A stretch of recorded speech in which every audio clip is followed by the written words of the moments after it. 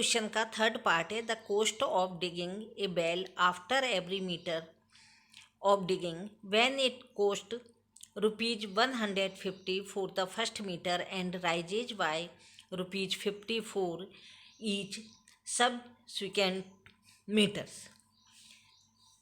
इसमें हमें यह बताना है कि एक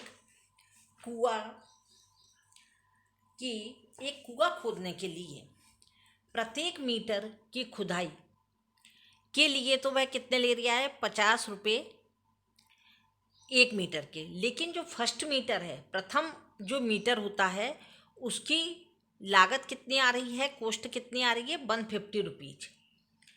तब हमें बाद में प्रत्येक मीटर खुदाई की लागत 50 रुपये बढ़ती चली जाएगी। 1 मीटर है तो फिर 50 रुपीज़, फिर 2 है तो 100, 3 है तो 150, और फर्स्ट जो है उस मीटर की है 150 दिया है। 1 मीटर, जो फर्स्ट 1 मीटर हैं उनकी डिगिंग की जो कॉस्ट है वो कितनी है, ₹150। तो इसे हम यहाँ लिखेंगे कॉस्ट ऑफ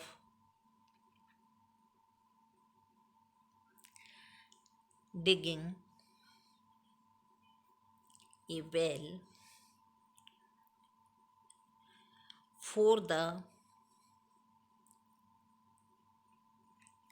first meter कितनी है, ₹150। हिंदी मीडियम के बच्चे यहाँ लिख लेना, कुआं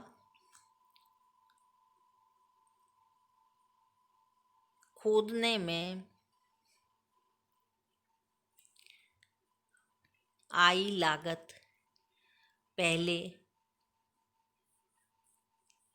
मीटर की, यानी कि कितनी आ गई लागत, 150 रुपीज। यह फर्स्ट मीटर की आई है। अब इसके बाद जब सेकंड मीटर की आ रही है, जो फर्स्ट मीटर की आई है, सेकंड मीटर की कितनी आई है लागत, 50 रुपीज। यानी कि पहले तो कितनी थी, 150 और प्लस 50 यानी कितनी हो गई, 200 रुपीज।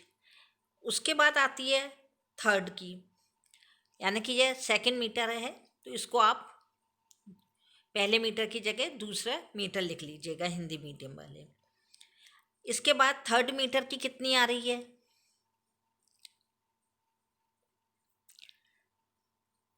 150 प्लस 50 और यहाँ 50। इसको आप इस तरह भी लिख सकते हैं और हम दोनों तरीके से बताए थे, जैसे कि आपको जैसा भी उचित लगे। इसमें भी यदि हम इसको किया था, जोड़ा था, तब कितने आ गए थे, 200। तो चाहो तो आप यहाँ 200 प्लस 50 लिख दीजिए, तो यह कितनी हो गई, 250 रुपीज। यानी फर्स्ट टर्म इसकी क्या थी, 150, सेकंड क्या हो गई, 200 रुपीज, और थर्ड क्या हो गई, 215 रुपीज। अब फोर्थ मीटर की कितनी आ गई, यहाँ पे 250 आ गए थे। इसको हमने एक बार इसलिए बता दिया है कि आप चाहें तो इस तरह से बढ़ा के लिख दीजिए, और आप चाहें तो जो लास्ट के आ रहा है उनमें फिर 50 जोड़ दीजिए। तो फोर्थ मीटर की कितनी हो गई, इसकी कॉस्ट 300 रुपीज। यानी कि फर्स्ट मीटर की 150 के बाद प्रत्येक मीटर की ईच केस में कितनी उसकी कॉस्ट बढ़ती जा रही है, 50। अब यहाँ पर हम क्या लिखेंगे कि हमारी जो फर्स्ट टर्म है वो क्या है,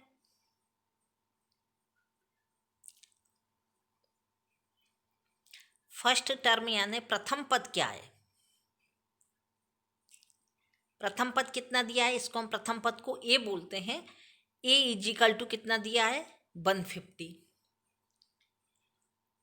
अब हमें क्या बनाना है, इसकी सूची बनानी है, लिस्ट बनानी है कि ये जो हमने किया है कि 150 में कितने जोड़े, तो फिर आगे बढ़ते बढ़ते जो 300 कहाँ तक आ गए, इसकी जो हमें सूची या लिस्ट बनाना है, उसके लिए हम लिखेंगे for the list of number, यानी कि ये क्या हो गई, संख्याओं की नंबर्स।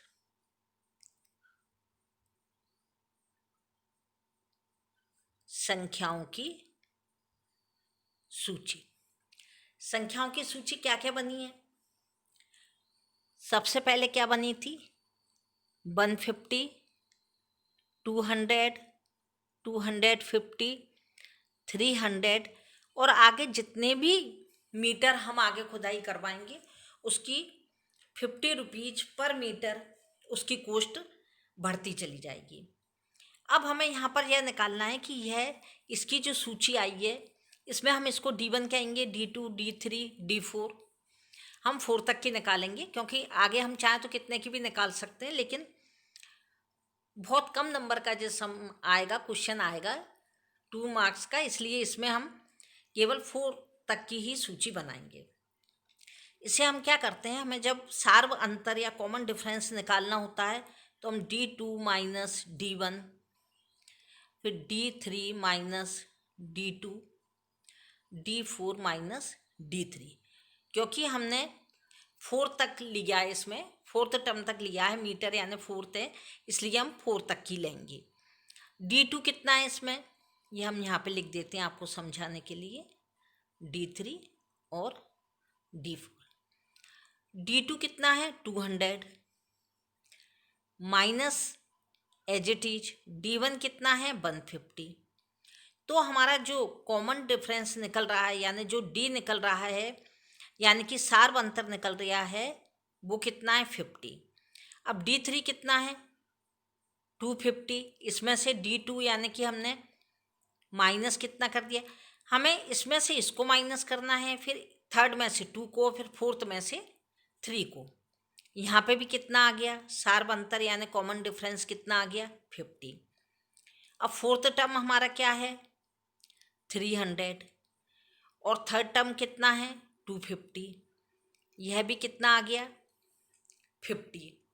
इस तरह से हम एक तरीके से तो यह भी कह सकते हैं कि ये 50-50 इसका जो सार्व अंतर है वो क्या है, सेम है, दूसरी इनमें कोई भी अंतर नहीं है। जे भी 50 है, जे भी 50 है, जे भी 50 है, यदि 50 में से 50 माइनस किए फिर किए तो 0 आएगा। इसका मतलब क्या है कि ये सेम है, क्योंकि सेम नंबर में से सेम नंबर को माइनस करने पर 0 आता है। जब भी किसी नंबर को माइनस करने पर, सब्ट्रैक्ट करने पर 0 आता है तो वह क्या होते हैं, डी कहलाएंगे। और यह क्या है, सेम है, तो अभी डी कहलाएंगे। इसकी जगह हम 0 भी लिख सकते हैं, लेकिन हमने फर्स्ट सम में 0 करके बता दिया था, इसमें हम आपको सार्व अंतर इसका 50 ही बता रहे हैं, क्योंकि जब भी इक्वल होगा, सेम होगा, तो उसका डिफरेंस 0 ही आना है। अब यहाँ पर हमारे जे आ गया है सार्व अंतर यानी कि कॉमन डिफरेंस 50 आ गया है। इस जगह हम एक लाइन और बढ़ा देते हैं, here first term, first term क्या है ए, इजिकल टू कितना है 150, एंड कॉमन डिफरेंस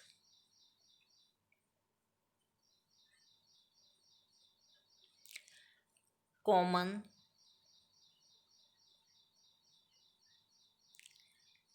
डिफरेंस कितना है। यहाँ पर हमने आपको बताया था कि कॉमन डिफरेंस जो भी होता है वो ईच केस यानी कि प्रत्येक स्थिति का,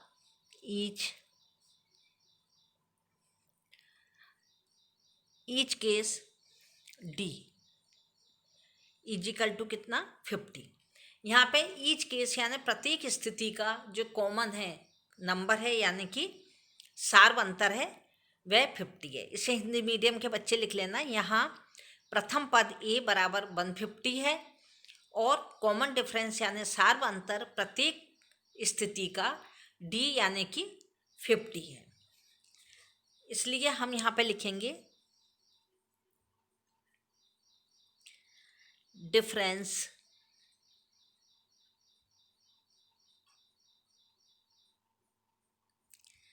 इज सेम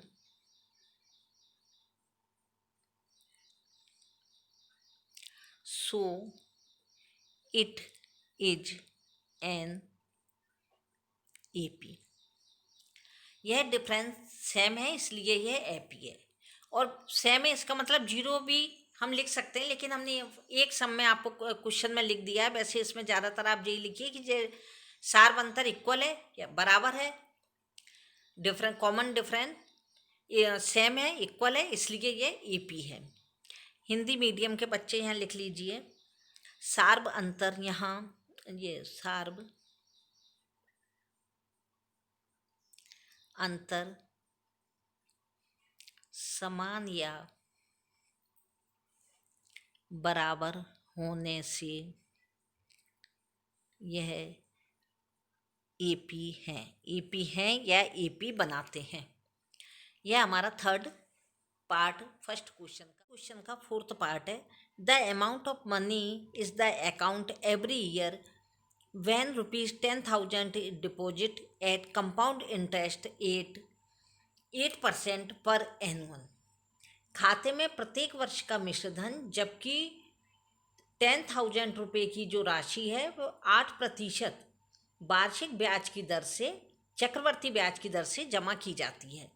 हमें इसकी एक संबद्ध संख्याएं जो दी गई हैं इनकी एक सूची बना के बतानी है कि यह AP है या नहीं है, तो क्यों है, और नहीं है तो क्यों है। इसमें डिपॉजिट रुपीज कितने थे जो हमने डिपॉजिट किए हैं बैंक में,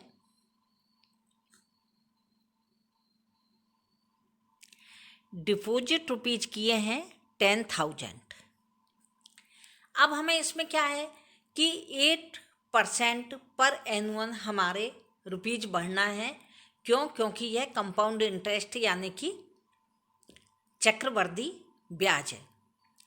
तो हमने मान लिया कि हमने इसको कब किए जमा, 2020 में हमने इसको जमा किए।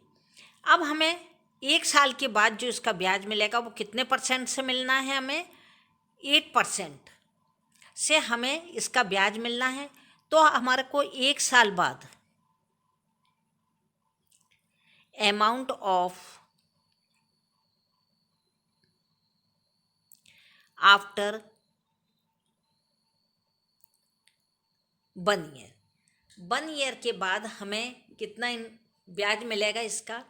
तो इसके लिए हम क्या करेंगे कि 10,000 इंटू 8% है, तो इस 8 का जब % हटेगा तो डिनोमिनेटर में यानी कि हर में 100 आ जाते हैं। तो इन दो जीरो से या 2 जीरो कैंसिल हो गई, तो 100 में यदि 8 का मल्टीप्लाई किया तो हमें 800 इसका क्या मिल गया, इंटरेस्ट मिल गया। अब हमें चक्रवर्ती ब्याज निकालना है यानी कि कंपाउंड इंटरेस्ट। तो कंपाउंड इंटरेस्ट कैसे मिलता है कि यह आपने जो अमाउंट यानी कि डिपॉजिट जमा किया था, उस डिपॉजिट में आपका जितना इंटरेस्ट होगा वह इंक्लूड होकर के उस इंटरेस्ट का भी आपको इंटरेस्ट मिलेगा। तो 10,000 में जो कि हमारा मूलधन था यानी कि प्रिंसिपल था जो हमने डिपॉजिट किए थे, उसमें हमारा जब 800 जुड़ गया तो यह कितना आ गया, 10,800 रुपीज। यह हमारा अब अमाउंट बन गया, यानी कि एक साल के बाद हमें यह कितना मिल गया, 10,800 रुपीज मिल गया।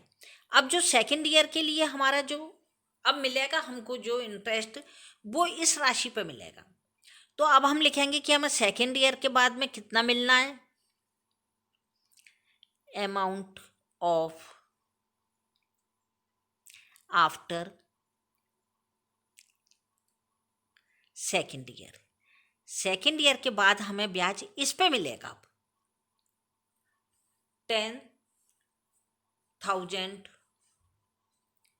8,800 पे हमको अब ब्याज मिलेगा।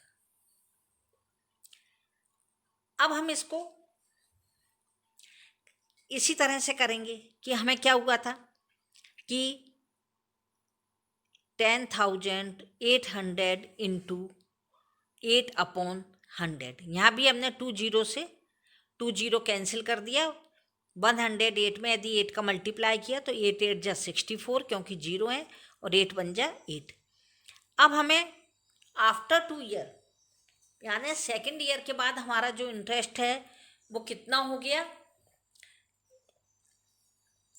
यह 864 रुपीज। अब हम जब इसके बात करेंगे तब हमारा जो अभी हमें मिला था 10,800 पे, लेकिन अब 10,800 में 8,064 रुपीज और इंक्लूड हो जाएंगे और जुड़ जाएंगे। तब हम इसे क्या कैसे लिखेंगे, 10,800 प्लस कितना है 864 रुपीज इसमें और इंक्लूड हो गए। जब इसमें यह रुपये जुड़ गए तो यह कितने हो गए, 6 यहाँ पर आ गया, 4 6 8 8 16 और यह हो गया 11। इतने रुपीज हमारे आ गए। अब यह रुपीज आ गए, अब हमें फर्स्ट ईयर तो हमारे को मिल गया, यह सेकंड ईयर मिल गया इतना। अब जब हम थर्ड ईयर में करेंगे, यह अमाउंट कितने का था सेकंड ईयर के बाद, अब हमें इस पर अमाउंट मिलेगा। तो इस पे अमाउंट मिलेगा तो इसके लिए हमें फिर क्या करना है, यहाँ हम लिख देंगे amount of after third year 11,664 into 800 8/100। अब इन दोनों को यदि हम मल्टीप्लाई करके 100 का डिवाइड करते हैं तो हमारे पास में कितने आ जाता है,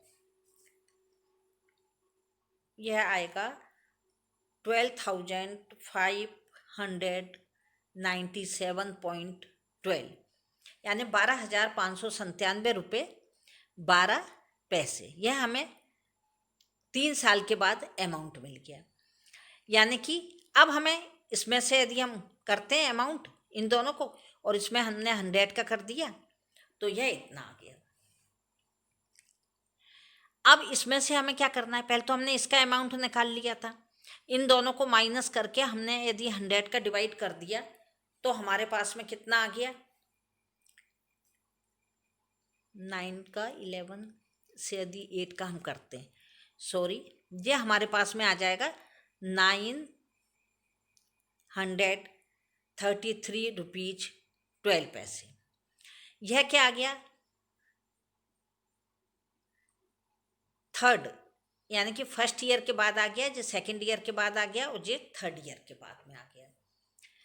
अब यह थर्ड ईयर के बाद में आ गया, इसको यदि हम इसमें प्लस कर देते हैं 11,664 प्लस 933.12 यदि हम इसको कर देते हैं प्लस तो ये 12,597.12 रुपीज जे क्या आ जाता है, हमारा जो पैसा था वो 10,000 से बढ़कर अब 12,597 रुपीज 12 पैसे आ गया।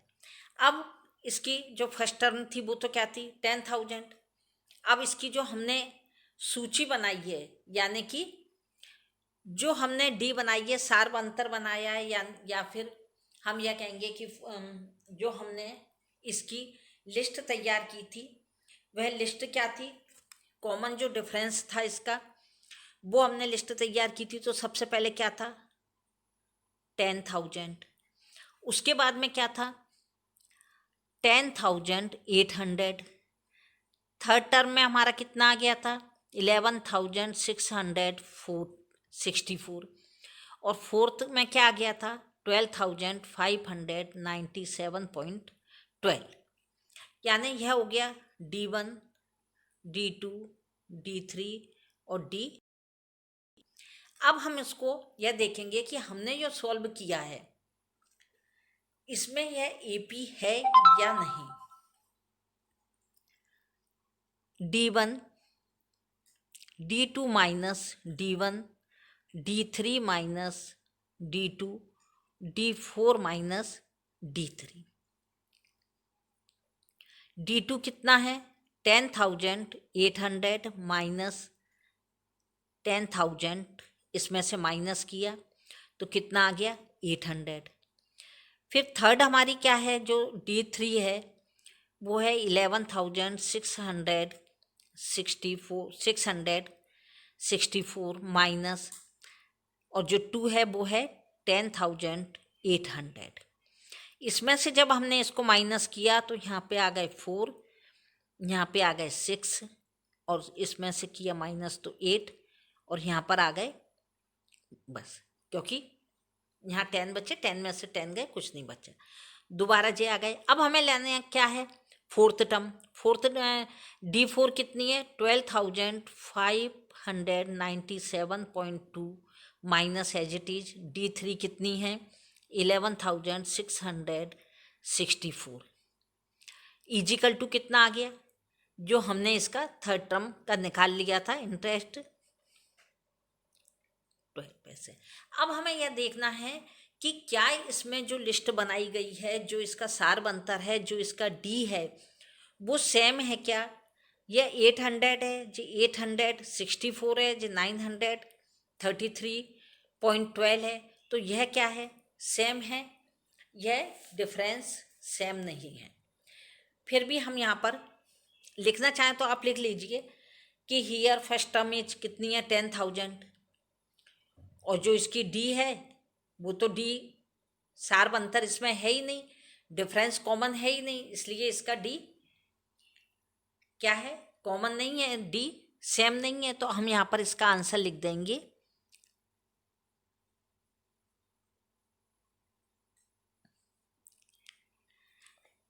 Difference is not same, so it is not an AP।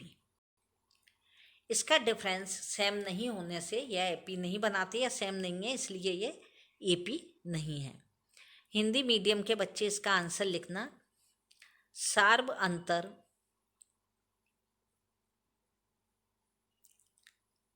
समान या बराबर नहीं है, अतः यह AP नहीं है। यह हमारे फर्स्ट क्वेश्चन के चारों पार्ट, फोर्थ पार्ट कंप्लीट हो गए हैं। Thank you.